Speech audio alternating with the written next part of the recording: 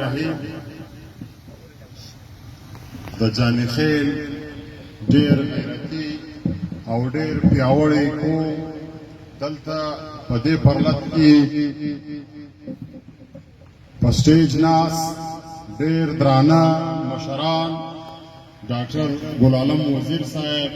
ندیم اسکر صاحب، ادرامان او ګیلمن پښتین صاحب او دلته ناس ډېر سپین ږیري ملکان ځوانان او دا مخامخ د جاني خیل ډېر غیرتي او پیاوړی د ټولو تر مخه دلته د دې پرلط منتظمینو ته، دا ځوانانو ته، دا سپین ږیرو ته، دا ماشومانو ته سلام وړاندې کوم، آفرین ورته وایم چې تاسو ډېر په ننګ ډېر په غیرت په دا سره ګرمي کې خپل د حقوق دپاره مسلسله نن اتمه ورځ ده دلته په دا ګرمي کې ناست یاست. ستاسو همت ته سلام، ستاسو غیرت ته سلام، ستاسو جرأت ته سلام، ستاسو دغه جذبې ته سلام. د هغه نه بعد عزیزانو موږ ته پکار دا و چې دا پرلط موږ صرف د جاني خیل کوم پرلط نه وبلو، نه دا صرف تر جاني خیل کومه پورې محدوده کو. دا یو قومي پرلط دی، دا د پښتانه قام پرلط دی. پکار دا دی چې د نړۍ په هره حصه کې چیرې هم پښتانه اوسیږي هغه راسي دلته په دا پرلط کې ګډون وکړي او د دې پرلط چې کومه یوازینۍ مطالبه ده چې امن دی، دا د ټولې دنیا په انټرنیشنل قانون کې هم د انسانانو حق دی، دا د پښتنو په جرګه کې هم دا حق حاصله دی، دا د پاکستان په آئین کې هم موږ ته دا حق حاصله دی چې موږ ته دلته دا ریاست امن راکړي. د دې ریاست ذمواري هم دا ده چې موږ ته امن راکړي. خو ډېر په افسوس دا خبره کوو چې دلته دا ریاست موږ ته امن خو نسي راکولی. دا د ده ذمواري ده چې دی به موږ ته امن راکوي، خو دی موږ ته په امن راکولو کې ناکامه دی، بلکې دی په خپله د دې پښتانه قام وژنه کوي. دا ډېر د شرم مقام دی عزیزانو، د شرم هم یو پیمانه وي. دا ریاست دا اسټیبلیشمنټ د شرم ټول حدونه کراس کړل. دلته دا سپین ږیري، دا ځوانان، دا ماشومان د تیرو اته ورځو څخه په سره ګرمي کې ناست دي. د دې ریاست څخه ډېر په معصومیت سره، ډېر په عاجزۍ سره، ډېر په جمهوري طریقه سره امن غواړي. دلته د دې ریاست څخه دا غوښتنه کوي، خو ډېر د شرم مقام دی چې دا ریاست دلته راغلی نه دی، دا سپین ږیري اورېدلي نه دي، دا ځوانان اورېدلي نه دي، خو چې کم خلک دلته دا پرلط ته راځي د دغه خلکو سره غمرازي شریکوي. دوی ټولې لارې بندې کړي دي، په لارو کې کنټینران ایښي دي، پر هر چیک پوسټ باندې خلک دروي چې دا پرلط ته خلک نسي را او دا پرلط ناکامه سي. دا ډېر د شرم مقام دی عزیزانو. او دا ریاست ته موږ وایو چې ته خپلې هر څومره عربي استعمال کې دا پرلط دا ځوانان چې ناست دي ټول پښتون قوم به راځي، د دې ځوانانو د دې مشرانو ملا به ټینګوي او دا ځوانان دا مشران چې دلته هره پرېکړه وکړي ټول پښتون قام ورسره ملګری دی، ټول پښتون قام به د دوی تر شا درېږي. دا مطالبې دا به ته در خدای جارېږي، دا مطالبې به منې. خو دا عزیزانو دا خبره واضح کوو چې دا ریاست دا موږ ته امن نه راکوي. دا ریاست دلته دا منصوبه جوړه کړې ده چې دا پښتانه قام تباه کړي، د دې پښتانه قام نوم و نښان ور ختم کړي، دا پښتانه قام غلامان کړي. دا د ریاست فیصله ده عزیزانو. درو اویا کاله وسول چې دا ریاست په وجود کې راغلی دی. دا ریاست د بابړې د مقامه سې ونیسي، بیا دلته تر دغه ملک نصیب الله خان تر وژنې پورې په دا ټولو کتلو کې د دې ریاست لاسونه ککړ دي، د دې ریاست لاسونه زموږ په وینو باندې سور دي. دا ریاست دا فیصله کړې ده چې دا قوم به غلام کیږي یا به دا قوم د دې خطې څخه ختموي. دا فیصله ولې کړې ده عزیزانو؟ چونکه دلته چې د دې ریاست د دې اسټابلیشمنټ کم باداران راغلي ول چې دلته ټول برې صغیرې نیولي ولو ټول برې صغیرې غلام کړی ولو صرف وایدنۍ دغه پښتون افغان قام ولو چې د هغه د دوی کم باداران چې دي د فرنګي سره ټول قومونه دلته د فرنګي غلامان ول خو دغه شملور پښتانه ول چې د فرنګي سره جهاد کوي د فرنګي خلاف مبارزه یې کوله د فرنګي خلاف یې جنونه کاټول او فرنګي د دې ځای څخه شړلی دی دا خلکو ته فرنګي ډیوټي ورټاکلې ده چې ته به دا قوم پر قراره باندې نه پرېږدې عزیزانو نو دلته پکار دا دی چې موږ دا پښتانه افغانان تر ابده سر سره خلاص کړو الله پاک په قرآن مجید کې فرمایي چې زه د یو قوم حالت تر هغه پورې نه بدلوم چې تر څو پورې هغه قوم خپل حالت په خپله نه کړي بدل موږ به تر ابده کله سوچ کوو 4 کاله وسول داسې ورځ نه ده تېره سوې چې پښتانه قام ته یو ویر نه دی راغلی د پښتانه قام پښتانه په وطن کې یو ټارګټ کلینګ نه دی سوی یو اغوا برای تاوان نه دی سوی موږ ته یو لاش نه دی راکول سوی دا له موږ سره یو فیصله غواړي عزیزانو که موږ داسې خاموشه ورته ناست یو بیا به دا ریاست نور هم موږ وژني نور به هم موږ وژني زموږ ژبه به د دې وطنه څه ورکېږي زموږ ثقافت به ورکېږي زموږ نوم زموږ تاریخ به د دې وطنه څه ورکېږي موږ به دلته د غلامۍ رقم یو ژوند کوو عزیزانو خو موږ دا ورته وایو چې موږ د غلامۍ ژوند ته یو سیکنډ هم نه یو تیار موږ دلته راوتلي یو د دې ملک د آئین د لارې د قانون د لارې موږ خپله مبارزه کوو په داسې درنو باندې له تاسو خپل حقوق غواړو دا حقوق به ته موږ ته راکوې دا حقوق به ته خامخا موږ ته راکوې دا د پښتانه قام لښکر دی دا نن چې دا پرلت ناست دی ما مخکې هم درته وویل چې دا صرف د جانخیلو پرلت نه دی دا پښتون قامي پرلت دی ټول قام به دلته راځي دلته به د دې پښتنو سره کښېني دا ریاست به پر دې مجبوره کوو دا میډیا به پر دې مجبوره کوو دا عدالتونه به پر دې مجبوره کوو دا د دوی پارلیمنټ به پر دې مجبوره کوو چې دا به دلته راځي تر خدای به جاري زموږ دا ټولې مطالبې به مني خامخا به راسره مني دا زموږ آئیني حق دی دا زموږ قانوني حق دی عزیزانو ټولو پښتنو ته دا خواست کوو چې راسئ تاسو همیشه دا خبره کوئ چې پښتانه قام بې اتفاقه دی پښتانه قام اتفاق نه لري نن موږ درته وایو راسئ دغه دی پښتانه قام اتفاق کړی دی د تېرو 8 ورځو څخه ناست دي د قام مشران ناست دي د قام ځوانان ناست دي د قام ماشومان ناست دي پکار دا دی چې ټول قوم راسئ ورسره کښېنئ نن یې ورځ ده نن د ننګ ورځ ده نن د غیرت ورځ ده نن د پښتونولۍ ورځ ده خپل پښتون تاریخ را ژوندی کړئ ټول راسئ په دا دشت کې په دا ګرمي کې د دا خپلو ورونو سره کښېنئ او په دې ریاست باندې دا خپلې مطالبې ومنئ عزیزانو موږ نه څوک جنګ ته راغواړو نه څوک شکنځلو ته راغواړو نه څوک نورو داسې کار ته راغواړو چې هغه غیر آئیني کار وي دا زموږ آئیني حق دی دا زموږ اسلامي حق دی دا زموږ پښتني حق دی چې خامخا به راځئ موږ دا پوښتنه کوو چې دا نن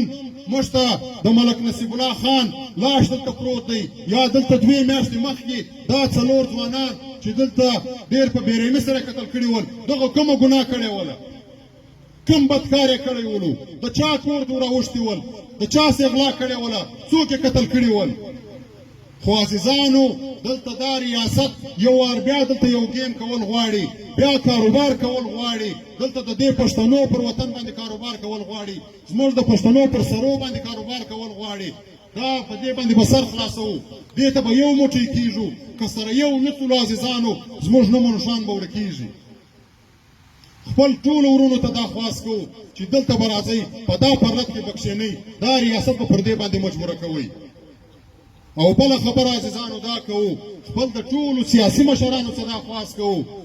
چې راسئ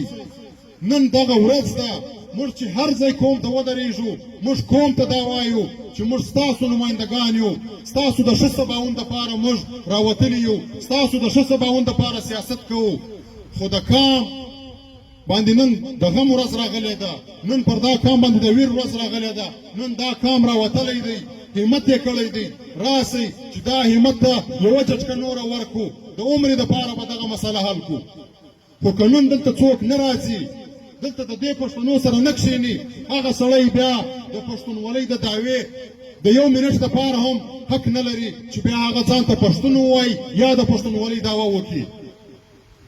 دا خبرې خو ډېر خلک کوي لیکن په عمل باندې به ثابتو عملی عمل یې دغه دی چې دغه پښتانه دا مشران ناست دي د عمل ځای دغه دی چې په عمل ثابتو په کار دا دی چې کوچنی او لوی ټول راسو دلته دا پرلط په زرګونو خلکو باندې بدل کو په لکونو خلکو باندې بدل کو دا ریاست ته وروښیو دا ټولې نړۍ ته وروښیو چې دا پښتون مظلومه قام دی دا پښتانه پر امن خلق دي دا جمهوری خلق دي دا امن دوست خلق دي دا امن پسند خلق دي او دلته دا ریاست د یو پالیسۍ تحت د دې پښتنو قتل عام روان کړی دی عزیزانو دا په ټول ثابتو خو دا ډاډ ورکوو عزیزانو که څوک راځي که نه راځي موږ دلته راغلي یو عزیزانو انشاءالله دا باور درکوو دا مشرانو ته دا باور درکوو چې د دې درنې مشران کومه فیصله کوي د جنوبي پښتونخوا د غورځنګ ټول ځوانان به ستاسو شانه به شانه ولاړ وي که هغه اسلام آباد ته لانګ مارچ وي که هغه دلته دا درنه مسجده پر مخ باندې وړل وي که هغه د هر ځای مارچ وي موږ به ستاسو پر څنګ باندې ولاړ یو موږ د قام سره وعده کړې ده له تاسو سره دا وعده کوو چې چیرې هم د پښتانه قام خبره راځي د یووالي خبره راځي د حقوق خبره راځي د امن خبره راځي موږ د خپل خدای سره وعده کړې ده چې موږ به یو ګام هم پر شا نه ځو خپل د وروڼو سره به ولاړ یو عزیزانو خدا یوه خبره کوو عزیزانو وسلې به نه د لاسه نه ورکوو وسلې به نه بایلو وسلې به اوچتې ساتو دا ریاست زموږ د صبر امتحان اخلي زموږ د حوصلو امتحان اخلي دا ریاست ټولې لارې بندې کړي دي دلته خلک نه پرېږدي میډیا یې بنده کړې ده دلته سیګنل بند کړي دي غواړي دغه چې دا د درنې خلک بیزاره سي ستړي سي او دغه خپل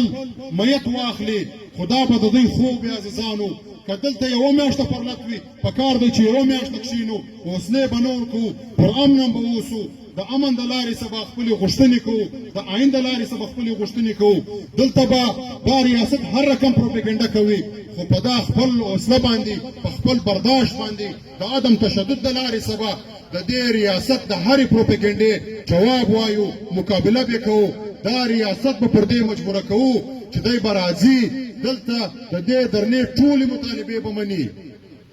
دا عزیزانو یووالی غواړي اتفاق غواړي یویشتمه صدۍ ده عزیزانو دا یویشتمه صدۍ ده دا د ساینس او د کمپیوټر دور دی په دې کې به هیڅ قسم داسې حرکت نه کوو چې پر ریاست باندې یو موقع پیدا کړي یو بیانیه پیدا کړي زموږ خلاف یې استعمال کړي موږ پر امن خلک یو په خالي لاس راوتلي یو د دې آئین د لارې څخه دلته په دا سره لمر کې ناست یو خپل جمهوري حق غواړو خپل آئیني حق غواړو که چیرې دا ریاست د دې خلکو دا پرلط نه ویني دا ماشومان نه ویني دا ځوانان نه ویني د دې خلکو پر آواز باندې پابندي لګوي بیا موږ د نړیوالو څخه دا غوښتنه کوو د انټرنیشنل دنیا څخه دا غوښتنه کوو چې راسئ د دې ریاست ظلم ته وګورئ د دې ریاست جبر ته وګورئ دا 4 کاله وسول د دې پښتنو سرونه قتلوي د دې پښتنو عزتونه یې لوټ کړي دي پر معدنیاتو یې قبضه کړې ده پښتونخوا وطن ته په مځکه کې بمونه راکړلي دي پر دا پښتونخوا وطن باندې انټرنیشنلي جنګونه کړي دي نام نهاد دهشتګردۍ جنګ یې دلته پر مسلطه کړی دی انټرنیشنل دنیا څخه خواست کوو چې راسئ د دې ریاست نوټس واخلئ پر دا پښتنو باندې د جبر ورځ جوړه کړې ده ټولې نړۍ ته دا وایو چې په دنیا کې څومره ظالمان خلک تیر شوي دي یو ظالم سړي دومره ظلم نه دی کړی لکه دې ریاست چې پر دا پښتانه قام باندې کړی دی موږ هر ځای چې ظلم کیږي د ظلم خلاف یو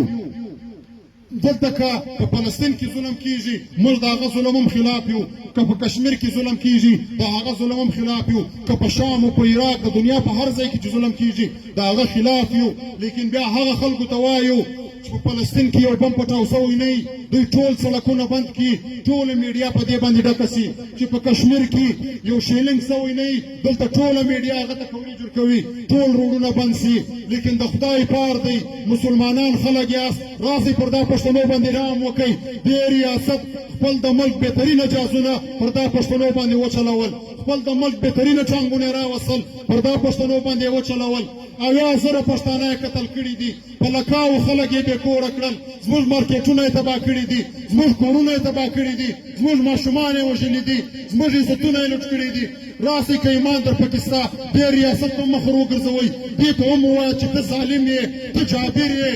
ته دلته د حکمرانۍ حق نه لرې لیکن که دا ایمان نسی تیرولی بیا دا منافقت هم مه کوئ دا منافقت دی دا د دې قوم سره ظلم دی بیا تاسو هم د دې ریاست ملګري یاست تاسو هم د دې قام دشمنان یاست خو بیا وخت انتظار وکړئ چې کله دا قام اتفاق وکړي اتحاد وکړي خپل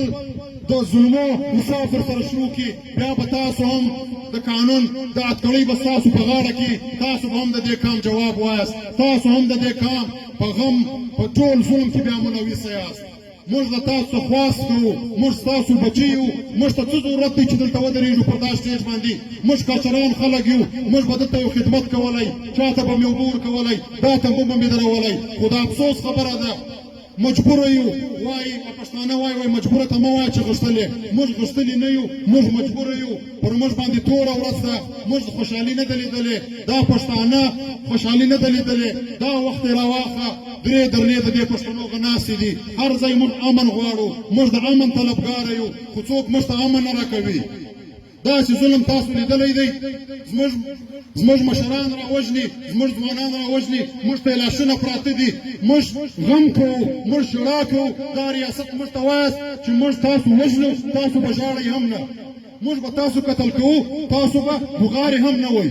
داسې د چنګیز په دور کې نه دي سوي داسې کفارو نه دي کړي لکه دا ریاست چې له موږ سره کوي زموږ ماشومان راوژني زموږ مشران راوژني بیا موږ ته وایي چې تاسو پر دې باندې غم مه جوړوئ بس خپل لاس شخلئ په خارو باندې چخئ دا د کوم ځای پښتونولي ده دا د کوم ځای اسلام دی خدا خبر عاجزانو واضح طور کوو چې تر ابده په دې ټول وطن کې ټوله دنیا په دې خبره ده چې دا ریاست ترهګر دی دا قاتل دی دا دلته پر مړو باندې سیاست کوي دا دلته په جنګ کې دی پیسې ګټي د جهانه څه ډالر اخلي خو هېڅوک د ده په وړاندې باندې نه راپاڅېږي دا اخرنی دور دی عزیزانو الله پاک وایي تر ټولو بهترینه جهاد چې دی هغه دی چې یو کس راپاڅي او د یو ظالم د یو جابر باچا او مخ ته حق خبره وکړي ونه بیریږي نو دا هغه د آخري بهترینه جهاد وخت دی راوپاڅېږئ ټول قام ته دا خواست کوو د دې ملک ټول جمهوریت پسنده خلکو ته دا خواست کوو د آئین د بالادستو خلکو ته دا خواست کوو ټول هغه کم امندوسته خلک چې دي هغه ته دا خواست کوو چې تاسو ته رابطه